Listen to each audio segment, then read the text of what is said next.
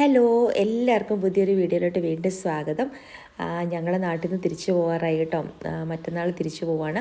അപ്പം ഞാൻ കഴിഞ്ഞ പ്രാവശ്യം വന്നപ്പോൾ ഒരു ഡ്രാഗൺ ഫ്രൂട്ടിൻ്റെ കമ്പ് വെച്ചിരുന്നു. അത് എന്തോ അതിൻ്റെ പൊസിഷൻ ശരിയല്ല, അതുകൊണ്ടാണ് അതിനകത്ത് അത് വളരാത്തതെന്ന് പറഞ്ഞിട്ട് രാജേഷേട്ടൻ അതിൻ്റെ ചട്ടി എടുത്ത് നല്ലതായിട്ട് വെയിൽ കിട്ടുന്ന ഒരു സ്ഥലത്തോട്ട് മാറ്റി വയ്ക്കുകയാണ് കേട്ടോ. അപ്പോൾ വെയിൽ നന്നായിട്ട് വേണമല്ലോ അതിന്. അങ്ങനെ നമ്മുടെ നാട്ടിൽ നിന്ന് തിരിച്ചു പോകാറായി. അപ്പോൾ അന്ന് നമ്മുടെ ഏറ്റവും ഫേവറേറ്റ് ആയിട്ട് ഒരു അങ്കിളിൻ്റെ വീട്ടിലോട്ടും കൂടെ ഒന്ന് പോകണമെന്ന് വെച്ചിട്ട് മൂവാറ്റുപുഴയാണ് കേട്ടോ.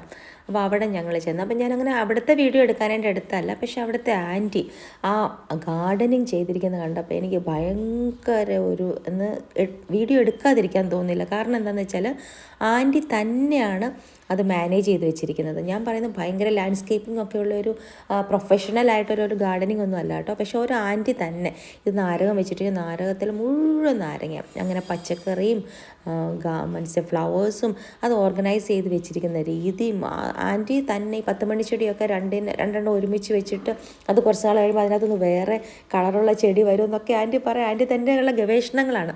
അങ്ങനെ കുറേ ആൻറ്റി പറയുന്നത് എനിക്കെപ്പോൾ ഫ്രീ ടൈം ഉണ്ടോ ഞാൻ ചെടിയുടെ ചെയ്യും. അപ്പോൾ ചെടിയൊക്കെ നല്ല ഹെൽത്തി ആയിട്ട്, അതാണ് മെയിൻ, നല്ല ഹെൽത്തി ആയിട്ട് നല്ല ഗ്രീനായിട്ടും എല്ലാ ഫ്ലവറിങ് പ്ലാന്റ്സിലെല്ലാം പ്ലാന്റും. അപ്പോൾ അവിടെ ഒരു ഫ്ലവറിങ് പ്ലാന്റ്സിൽ പ്ലാന്റ് അല്ല ഫ്ലവറിങ് പ്ലാന്റ്സിലൊക്കെ നല്ല ഫ്ലവേഴ്സും. അപ്പോൾ അമ്പഴങ്ങയുടെ ഒരു ചെടിയുണ്ട്. അമ്പഴങ്ങ അറിയാമല്ലോ അല്ലേ? അമ്പഴങ്ങ ആൻറ്റി പറയണം നമുക്ക് അച്ചാറിടാൻ നല്ലതാണ്, ഞാൻ പറിച്ചു തരാമെന്നൊക്കെ പറഞ്ഞിട്ട് പറിച്ചു തരണം. അങ്ങനെ എനിക്കത് ഭയങ്കരമായിട്ട് അപ്രീഷിയേറ്റ് ചെയ്യാൻ തോന്നി കേട്ടോ ആൻറ്റിയുടെ കാര്യം. ആൻറ്റിക്ക് ടി വി, നമ്മളിപ്പോൾ സാധാരണ അമ്മമാരാണെങ്കിലൊക്കെയും ഇൻസ്റ്റാഗ്രാം റീൽസൊക്കെയാണല്ലോ. ആൻറ്റി പറയും എനിക്കതിലൊന്നും താല്പര്യമില്ല, ഞാൻ എൻ്റെ ജോലി കഴിയുമ്പം എളുപ്പം ഗാർഡനിലോട്ട് ഇറങ്ങും, അത് നമ്മുടെ ഹെൽത്തിനും എത്ര നല്ലതാണ്.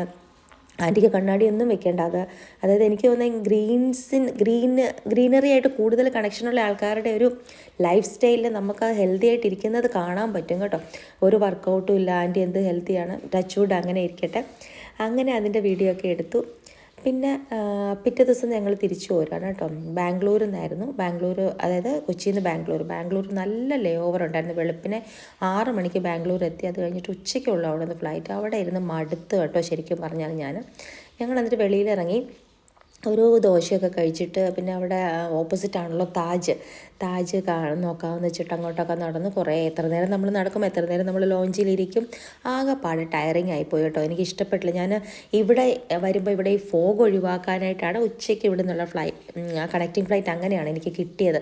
അല്ലെങ്കിൽ സാധാരണ ഞാൻ അവിടെ നിന്ന് നമ്മുടെ കൊച്ചിയിൽ നിന്ന് 11 മണിക്ക് അല്ലെങ്കിൽ 9:30 ഒരു ഫ്ലൈറ്റ് ഉണ്ട്. 9:30 കയറി അല്ല 1 മണിയാകുമ്പോൾ കാൺപൂർ എത്തുന്ന രീതിയിലുള്ള ഫ്ലൈറ്റ്സ് എടുക്കാറ്.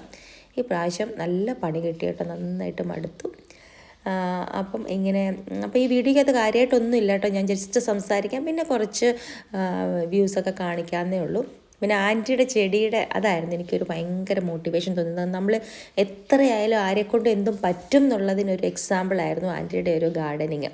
അതെനിക്ക് ഭയങ്കര ഇഷ്ടപ്പെട്ടു. അപ്പം ഡിലൈറ്റ്ഫുള്ളി സൗത്ത് ഇന്ത്യൻ എന്ന് പറഞ്ഞ റെസ്റ്റോറൻറ്റിൽ നിന്ന് കുറേ ദോശ അങ്ങനത്തെ നമ്മൾ ഇഡ്ഡലി വടയൊക്കെ കഴിച്ചു.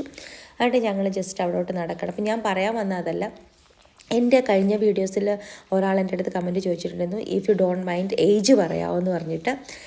ഏജ് പറയുന്നതിന് എനിക്കൊരു പ്രശ്നമില്ല. പക്ഷേ ഞാൻ ഓർക്കായിരുന്നു എന്നെ കണ്ടിട്ട് നിങ്ങൾക്ക് എത്ര ഏജ് തോന്നുന്നുണ്ട് എന്നറിയാൻ എനിക്കൊരു ആഗ്രഹമുണ്ട്. അപ്പോൾ അതുകൊണ്ട് അതങ്ങനെ ഇരിക്കട്ടെ. ഞാൻ ആദ്യം എൻ്റെ ചാനൽ തുടങ്ങിയപ്പം എല്ലാം വർക്കൗട്ട് വീഡിയോസ് ആയിരുന്നു ഇടുന്നത് കേട്ടോ. അപ്പം ഞാൻ ഇവിടെ നിൽക്കുമ്പം എന്ന് പറഞ്ഞാൽ ഞാൻ നല്ലൊരു റുട്ടീൻ ഫോളോ ചെയ്തിട്ട് നന്നായിട്ട് യോഗ, എറോബിക്സ്, അല്ലെങ്കിൽ അങ്ങനെ മിക്സ്ഡ് ജിം, അതൊക്കെ ഏരിയൽ യോഗ ഒക്കെ ചെയ്തിട്ടായിരുന്നു ഇരിക്കുന്നത്. അപ്പോൾ എൻ്റെ ഒരു വെയിറ്റ് എപ്പോഴും മെയിൻറ്റെയിൻ ചെയ്യാനായിട്ട് എനിക്ക് നന്നായിട്ട് പറ്റിയിട്ടുണ്ട്. വലിയ ഡയറ്റൊന്നും എടുത്തിട്ടല്ലെങ്കിലും ഒരു കൺട്രോൾഡ് ഡയറ്റ് എടുത്തിട്ട് എക്സസൈസും കൂടിയിട്ട്. അപ്പോൾ അങ്ങനെ ഒരു ഡയറ്റ് നന്നായിട്ട് അങ്ങനെ ഒരു റുട്ടീൻ ഫോളോ ചെയ്യുന്ന ഒരാളാണ് ഞാൻ. പക്ഷേങ്കിൽ ഇതെന്ന് പറയുന്നത് നമ്മളൊരു ബ്രേക്ക് എടുത്ത് നാട്ടിലൊക്കെ പോകുമ്പോഴത്തേനും അതെല്ലാം തകിടം മറിയെന്ന് പറഞ്ഞാൽ എക്സസൈസ് ചെയ്യത്തേ ഇല്ല, ഫുഡ് നന്നായിട്ട് കഴിക്കുകയും ചെയ്യും. അതായത് നമുക്കിവിടെ കിട്ടാത്ത കുറേ ഫുഡ്, നല്ല ഫിഷ്, നല്ല ബേക്കറി സാധനങ്ങൾ, പിന്നെ അമ്മയുടെ കൈകൊണ്ട് ഉണ്ടാക്കുന്ന ഫുഡ്, അങ്ങനെയെല്ലാം കഴിച്ചു കഴിഞ്ഞാൽ അപ്പം ഞാനൊന്നും നോക്കാറില്ല കേട്ടോ. അങ്ങനെ ഞാനൊരു 20 ദിവസമേ നിന്നിട്ടുള്ളൂ എങ്കിലും ഒരു 4 കിലോയോളം ഞാൻ കൂടി ഇരിക്കണം. വയറൊക്കെ എനിക്ക് തോന്നുന്നു ഇപ്പം നന്നായിട്ട് വെച്ചിട്ടുണ്ട്. അങ്ങനെ ഒരു കണ്ടീഷനിലാണ് ഞാനിപ്പോൾ ഇരിക്കുന്നത്. പക്ഷേ ഇപ്പം നോർമലായിട്ട് ആദ്യം ഒരാൾ എന്നെ കാണുകയാണെങ്കിൽ ആ ഡിഫറൻസ് മനസ്സിലാകത്തില്ല, അത്ര വണ്ണമുള്ളെന്ന് തോന്നത്തില്ല. പക്ഷേങ്കിൽ ഇവിടെ വെച്ച് എന്നെ കണ്ടിട്ടുള്ളവർ കാണുമ്പം നല്ല ഡിഫറൻസ് തോന്നും. അപ്പോൾ പിന്നെയും ഞാൻ അതേ റുട്ടീൻ ഫോളോ ചെയ്യും അവിടെ ചെന്നിട്ട്. ഇപ്പം പക്ഷേങ്കിൽ നമ്മുടെ ഏജ് കൂടുന്നതനുസരിച്ച് നമ്മുടെ മെറ്റബോളിസം സ്ലോ ആവും. പണ്ടൊക്കെ ഞാൻ നാട്ടിൽ നിന്ന് വരുമ്പം 5 കിലോ ഒക്കെ കൂടിയാൽ തന്നെ ഒരു 15 ദിവസം കൊണ്ടൊക്കെ അത് ശരിയാവായിരുന്നു. ഇപ്പം അതിൻ്റെ റേറ്റ് കുറേ കുറഞ്ഞിട്ടുണ്ട്. കുറച്ച് സമയം എടുക്കും, 2-3 മാസം എടുത്താൽ മാത്രമാണ് ഇനി എനിക്ക് പഴയ ആ വെയിറ്റിലോട്ട് വരാൻ പറ്റത്തുള്ളൂ. അപ്പം നമ്മുടെ അതൊരു എക്സാമ്പിൾ ആണല്ലോ, ഏജ് കൂടുമ്പോൾ മെറ്റബോളിസം സ്ലോ ആവും, എത്ര ഈസി അല്ല വെയിറ്റ് ലോസ് എന്ന്. അപ്പം നമ്മളൊരു വെയിറ്റ് മെയിൻറ്റെയിൻ ചെയ്ത് വെക്കുക എന്നുള്ളത് തന്നെയാണ് ഏറ്റവും ആപ്റ്റായിട്ടുള്ള കാര്യം. ഇനി എനിക്കും അത് തന്നെ നോക്കേണ്ടി വരും. എവിടെ ചെന്നാലും കൺട്രോൾഡായിട്ട് കഴിക്കുക, കുറച്ച് യോഗയൊക്കെ ചെയ്യുക. അതായത് നമ്മൾ ആ ഒരു ഈസി ആയിട്ട് വെയിറ്റ് ലോസ് ഇനി നടക്കത്തില്ല എൻ്റെ ഒരു ഏജിൽ. അപ്പം എൻ്റെ ഒരു ഏജ് ഞാനിപ്പോൾ പറയുന്നില്ല, അത് നിങ്ങൾക്ക് ഗസ് ചെയ്യാമല്ലോ. അപ്പം അങ്ങനെ ഒരു ഇതിലാണ്. അപ്പോൾ എനിക്കിപ്പോൾ വെയിറ്റ് കൂടുതലൊരു ചെറിയ ടെൻഷനുണ്ട്. കാരണം ഇനി ഒരു 4-5 മാസം എടുക്കുമല്ലോ കുറയ്ക്കാനായിട്ട്. അത് കഴിഞ്ഞിട്ട് അപ്പോഴത്തേനും പിന്നെ നാട്ടിൽ പോകേണ്ട സമയവും.